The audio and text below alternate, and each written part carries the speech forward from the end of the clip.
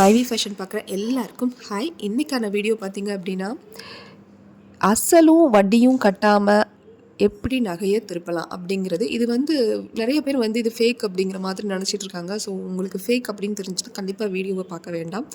So இதை follow பண்ணி நகையை நிறைய பேர் திருப்பியிருக்காங்க. ஸோ நானும் திருப்பியிருக்கேன். அதனால தான் நான் அந்த வீடியோவை ஷேர் பண்ணுறேன். ஸோ எதனால் இதை பண்ண முடியும் அப்படின்னு பார்த்தீங்கன்னா, இப்போ நகை விலை ஏறி இருக்கு. சிம்பிள் ரீசன் அதுதான். ஸோ நகை விலை இப்போ ஏறினால நம்ம பேங்க்கில் வச்சுருக்கோம், இல்லை அடகு கடையில் வச்சுருக்கோம், எதில் இருந்தாலுமே அசல் வட்டி கட்டாமல், ஸோ வட்டி கூட கட்டிக்கலாம். நீங்கள் அந்த வட்டியும் திருப்பி நீங்கள் கிளைம் பண்ணிக்கிற மாதிரி இருக்கிறனால தான் நான் அந்த வட்டி கட்டாமல் அப்படிங்கிற விஷயத்த சொல்கிறேன். ஸோ நீங்கள் அசல் கட்டாமல் வட்டி கட்டாமல் அப்படிங்கிற மாதிரி எடுத்துக்கிட்டாலும் ஓகே, இல்லை அசல் மட்டும் கட்டாமல் நீங்கள் வட்டியை கட்டிட்டு எடுத்துக்கிறதுனாலும் ஓகே. நீங்கள் நகையை திருப்ப முடியும். இது சாத்தியமா அப்படின்னா கண்டிப்பாக சாத்தியம். இது செஞ்சுருக்காங்க. நிறைய பேர் இது மாதிரி தான் அசல் கட்டாமல் நகையை எடுத்திருக்காங்க. ஸோ எப்படி எடுக்கலாம், என்ன மாதிரி பண்ணலாம், என்ன மெத்தடு அப்படிங்கிறத நான் அந்த வீடியோவில் சொல்லியிருக்கேன். ஸோ வீடியோவை ஃபுல்லாக ஸ்கிப் பண்ணாமல் பாருங்கள்.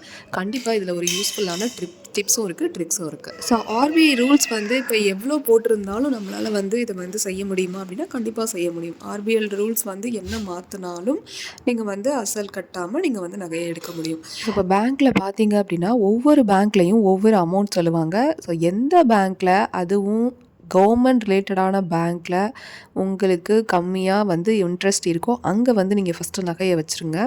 ஸோ அப்போ தான் உங்களுக்கு ஈஸியாக இருக்கும். நகைக்கு வட்டி கட்டும் போது ஸோ அசல் வட்டி இதெல்லாம் கால்குலேட் பண்ணி பார்த்தீங்கன்னா அதுவே ஒரு பெரிய இஷ்யூவாக இருக்கும். ஸோ அதனால் கண்டிப்பாக நீங்கள் இதை கவர்மெண்ட் பேங்க்கில் வைங்க. எப்போவுமே நகை வைக்கிறது முடிஞ்ச அளவுக்கு எஸ்பிஐ, அப்புறம் இந்த யூனியன் பேங்க்கு இது மாதிரி வைங்க. ஸோ கோஆப்ரேட்டிவை நான் சொல்ல மாட்டேன். ஸோ தள்ளுபடி பண்ணுவாங்கங்கிறது ஒரு பக்கம் இருந்தாலும் இப்போ கோஆப்ரேட்டிவ் பேங்க்கில் 12.5% இப்போ ரேட் ஆஃப் இன்ட்ரெஸ்ட் போட்டுட்டாங்க. ஸோ அந்த தள்ளுபடி பண்ணுறனாலையா என்னான்னு தெரியல. ஸோ 11.75 போட்டிருந்தாங்க. அதுக்கு இப்போ இனி கரண்ட்டில் 2026லேருந்து 12.5 அப்படிங்கிற மாதிரி மாற்றிட்டாங்க. ஸோ கோஆப்ரேட்டிவ் பேங்க்கை நீங்கள் போய் நகை அடகு வைங்க அப்படின்னு நான் சொல்ல மாட்டேன். ஸோ தள்ளுபடி கிடைக்கிற பட்சத்தில் கிடைக்கிறவங்களுக்கு ஓகே. ஸோ கிடைக்காதவங்களுக்கு கண்டிப்பாக அது ரேட் ஆஃப் இன்ட்ரெஸ்ட் ஹை தான். ஸோ இந்த விஷயம் நான் எப்படி தெரிஞ்சுக்கிட்டேன் அப்படின்னா, பேங்க் ஒரு டைம் போயிருக்கும்போது இந்த மாதிரி நகை வைக்கணும் அப்படிங்கிற மாதிரி நான் போயிட்டு இருக்கும்போது அந்த அப்ரைசர் கிட்ட பார்த்தீங்கன்னா ஒரு லேடி பேசிகிட்டு இருந்தாங்க. எனக்கு முன்னாடி இருந்த ஒரு கஸ்டமர். ஸோ அவங்க என்ன கேட்டாங்க அப்ரைசர்ட்டன்னு பார்த்தீங்கன்னா, நகை நான் இவ்வளோ அமௌண்ட்டுக்கு வச்சுருக்கேன். ஸோ அந்த அமௌண்ட்லேருந்து நான் இப்போ ரெனிவல் பண்ணி வச்சா கூட கிடைக்கும் அப்படிங்கிறதுக்காண்டி வந்திருக்கேன். அப்படிங்கும்போது சரி கூட வாங்கிக்கிறீங்களா, இல்லை ரெனிவல் பண்ணிவிட்டு கூட வாங்கிக்கிறீங்களா, மேலே காசு வாங்கிக்கிறீங்களா அப்படின்னு அப்ரைசர் கேட்குறாரு. இல்லை நான் வட்டி மட்டும் கட்டிட்டு நான் நகையை எடுத்துக்கிறேன் அப்படிங்கிற மாதிரி அந்த லேடி சொல்கிறாங்க. ஸோ நகையை எடுத்துக்கிறேன் அப்படின்னு சொல்லும்போது நான் அது என்ன அப்படின்ட்டு யோசிச்சுட்டு இருக்கேன். ஸோ அப்புறமா தான் நான் அப்ரைசர்கிட்ட கேட்குறேன், இந்த மாதிரி ஒரு ஆப்ஷன் இருக்குது. நீங்கள் நகையோட விலை இப்போ ஏறிட்டனால ஸோ இப்போ பேங்க்கில் கிராமுக்கு ஒரு சட்டன் அமௌண்ட் கூட கொடுக்குறாங்க. ஸோ அதனால உங்களுக்கு இப்போ நீங்கள் ஒரு பவுனுக்கு வாங்குகிற அமௌண்ட் ஜாஸ்தியாக இருக்கும். ஸோ அதனால நீங்கள் என்ன பண்ணிக்கலாம்னா, நீங்கள் அந்த பவுனுக்கு உள்ள ஏற்கனவே நீங்கள் வச்சுருந்த அமௌண்ட்டுக்குள்ள நகைகளை மட்டும் கொஞ்சம் குறைவான நகைகளை வச்சுட்டு பேலன்ஸ் இருக்கிற நகைகளை நீங்கள் வாங்கிக்கலாம் வட்டியை கட்டிட்டு அப்படிங்கிற மாதிரி சொன்னார். ஸோ எனக்கு பார்த்தீங்கன்னா ரொம்ப ஷாக்காக தான் இருந்தது. ஸோ சூப்பரான ஒரு மெத்தடாக இருக்கே, நம்ம இந்த மாதிரி நகைகளை வச்சுருக்கோம் அப்படின்னா நம்ம வாங்கலாமே அப்படிங்கிற மாதிரி நான் ஒரு திங்கிங்கில் இருந்தேன். அதுக்கப்புறமா நான் சரௌண்டிங்ஸ் நான் விசாரிக்கும் போது என் ஃப்ரெண்ட் சர்க்கிள் இதிலெல்லாம் பார்த்தீங்கன்னா ஸோ இந்த மாதிரி அமௌண்ட் கட்டி ஒரு எக்ஸாம்பிளுக்கு நான் உங்களுக்கு ஒரு டீட்டெயில் ஒன்று போட்டிருக்கேன், அதையும் பாருங்கள். அவங்க இந்த மாதிரி தான் அமௌண்ட் கட்டிட்டு நகையை எடுத்திருக்காங்க. ஸோ அந்த சட்டன் அதாவது வட்டியும் கட்டாமல் அப்படின்னு சொல்கிறது எதனாலன்னா, நீங்கள் மேலே நீங்கள் வைக்கும்போது நீங்கள் என்ன பண்ண போகிறீங்க, வாங்கி அந்த அமௌண்ட் கட்டுறீங்களா, அந்த வட்டிக்குள்ள காசுக்குள்ள நகையும் நீங்கள் எடுத்துகிட்டு வந்துடுவீங்க. ஸோ அதனால தான் நான் வட்டி கட்டலை, வட்டியும் கட்டாமையும் பண்ணலாம் அப்படிங்கிற மாதிரி சொல்லியிருக்கேன். ஸோ அவங்க என்ன பண்ணாங்கன்னா, இந்த எக்ஸஸாக இருக்க நகைகளை மட்டும் எடுத்துகிட்டு போயிட்டாங்க. ஸோ இது யாருக்கு சாத்தியமாக இருக்கும் அப்படின்னா, கண்டிப்பாக இப்போ ஒன்று நகை விலை ஏறி இருக்கனால மட்டுமே இது ஒன்று சாத்தியம். ஸோ இந்த மாதிரி அசல் வட்டி கட்டாமல் நம்ம எடுக்கிறது அப்படிங்கிறது நகை விலை ஏறி இருக்கனால மட்டுமே இப்போ சாத்தியம் பேங்க் லோனில். ரெண்டாவது யாருக்கு சாத்தியம்னா, நீங்கள் நகையை கொண்டு போய் வச்சுருக்கீங்கன்னா ஒரு 7 சவரன் 5 சவரனை ஒரே நகையாக வைக்காமல், நான் என்ன சொல்கிறேன்னு புரியும்னு நினைக்கிறேன். இப்போ நீங்கள் ஒரே செயினாக ஒரு டாலர் செயின் வச்சுருக்கீங்க சம்திங் அப்படின்னா, அது அப்படியே ஒரு 7 சவரன் இருக்குதுன்னு வச்சுக்கோங்களேன். அதில் நீங்கள் எந்த நகையை எடுத்துகிட்டு வருவீங்க? ஸோ இதுவும் டாலர்லாம் உங்களுக்கு பிரிச்செல்லாம் செப்பரேட் பண்ணிலாம் தரமாட்டாங்க. இப்போ நீங்கள் ஒரு டாலர் செயினோட சேர்த்து 2 தோடு வளையல் இது மாதிரி வச்சுருக்கீங்க அப்படின்னா டாலர் செயினுக்குள்ள மதிப்பே உங்களுக்கு நீங்கள் ஃபஸ்ட்டு வாங்கின இந்த இனிஷியல் அமௌண்ட் வந்துடும். ஸோ வந்துருச்சு அப்படின்னா எக்ஸஸாக இருக்க இந்த தோடையும் வளையலையும் நீங்கள் எடுத்துகிட்டு வரதுக்கு நிறைய வாய்ப்பு இருக்குது. ஸோ அதுக்கு நீங்கள் என்ன பண்ணணும் அப்படின்னா கைமாத்தா வந்து எங்கேயாவது நீங்கள் வச்சுருக்க நகைக்கு ஒரு அமௌண்ட் எவ்வளோ அமௌண்ட் வச்சுருக்கீங்களோ அந்த ப்ரைமரி அமௌண்ட்டை நீங்கள் கைமாத்தா யார்கிட்டையாவது வாங்கிடுங்க. ஸோ வாங்கிட்டு இல்லை ஒரு நாள் வட்டி அப்படின்னாலும் சரி போயிட்டு போகுதுன்னு சொல்லிட்டு நீங்கள் வாங்கி அந்த நகையை ஃபஸ்ட்டு என்ன பண்ணிடுங்கன்னா மீட்டுட்டு நீங்கள் அதில் எக்ஸஸாக இருக்க நகைகளை எடுத்துட்டு திருப்ப நீங்கள் அடகை வச்சிங்க அப்படின்னா அந்த கைமாற்று வாங்கின அமௌண்ட் உங்களுக்கு வந்துடும். ஸோ அந்த அமௌண்ட்டை நீங்கள் உடனே உங்களுக்கு ரிட்டர்ன் பண்ணிடுங்க. ஸோ இதுதான் சிம்பிளான மெத்தட்.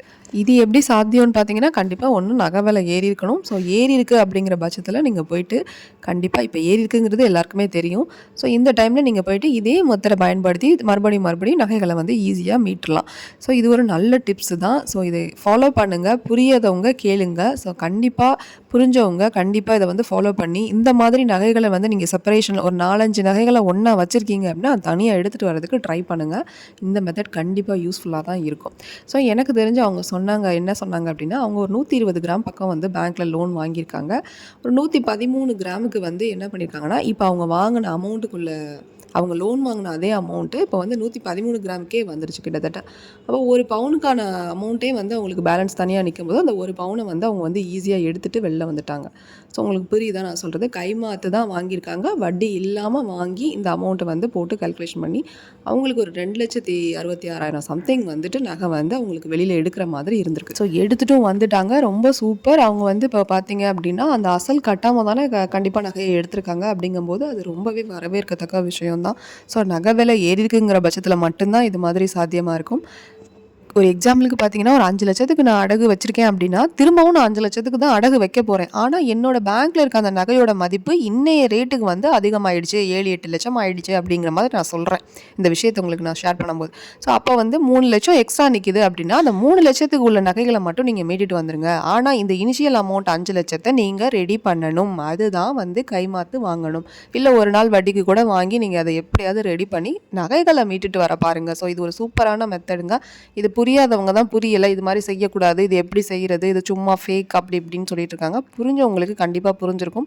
இது நிறைய யூடியூபர்ஸ் நிறையவே போட்டுட்ருக்காங்க. இது மாதிரிலாம் எடுத்தவங்களே நிறைய பேர் போட்டுட்ருக்காங்க. ஸோ நானுமே இந்த மெத்தட் யூஸ் பண்ணி என்னோடய ஒரு ஜிமிக்கி மட்டும் நான் எடுத்துகிட்டு வந்திருக்கேன். ஸோ ரொம்ப யூஸ்ஃபுல்லான விஷயந்தான். ஸோ இது மாதிரிலாம் பண்ண முடியுமா அப்படின்னா கண்டிப்பாக பண்ண முடியும். செய்ய முடியறதுனால தான் இந்த வீடியோ ஷேர் பண்ணியிருக்கேன். ஸோ அந்த ஜிமிக்கி இதுதான். ஸோ பாருங்கள், உங்களுக்கே புரியும்னு நினைக்கிறேன். ஸோ புரியாதவங்க கமெண்ட் பண்ணுங்கள். புரிஞ்சவங்க வேறு எதுவும் ட்ரிக்ஸ் இருக்குது அப்படின்னாலும் வீடியோவில் ஷேர் பண்ணுங்கள்.